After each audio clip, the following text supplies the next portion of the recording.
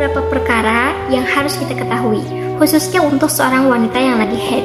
Karena saat ini kita akan membahas di dalam kitab Safinatun Najah 10 perkara yang diharamkan untuk wanita yang sedang haid. Yang pertama, jelas kita tidak boleh melaksanakan sholat. Karena syarat sah dari sholat itu kita harus suci dari hadas kecil maupun hadas besar. Yang kedua, kita tidak boleh tawaf ketika kita lagi berhaji atau ketika kita lagi umroh. Dan yang ketiga, keempat, kelima, kita tidak boleh memegang Al-Quran, kita tidak boleh membaca Al-Quran, kita juga tidak boleh untuk membawa Al-Quran.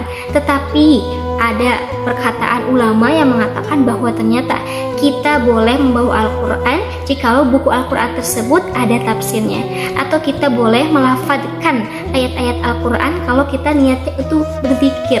Contoh seperti ada amalan-amalan zikir yang diambil dari potongan ayat Quran. Nah, itu boleh kita bacakan ketika kita lagi haid, tetapi kita niatnya zikir, bukan untuk membaca Al-Quran. Lalu kemudian yang keenam, kita tidak boleh berdiam diri di masjid. Yang ketujuh, jelas kita tidak boleh berpuasa.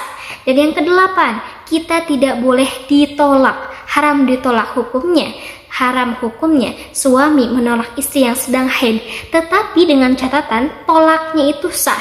Hukum dasar tolaknya itu sah, tetapi hukum untuk wanita yang menerima tolak itu hukumnya haram. Lalu kemudian yang kesembilan, kita tidak boleh melewati atau berjalan di dalam masjid karena kita rempan atau kita harus menjaga kehati-hatian, takutnya darah kita itu mengotori masjid. Nah, yang 10 yang terakhir, kita tidak boleh dialap suka atau kita tidak boleh dijima, dinikmati dari batas pusar hingga ke lutut, kecuali dari batas pusar hingga lutut, anggota badan yang lainnya itu boleh disentuh atau boleh dialap suka oleh suami kita.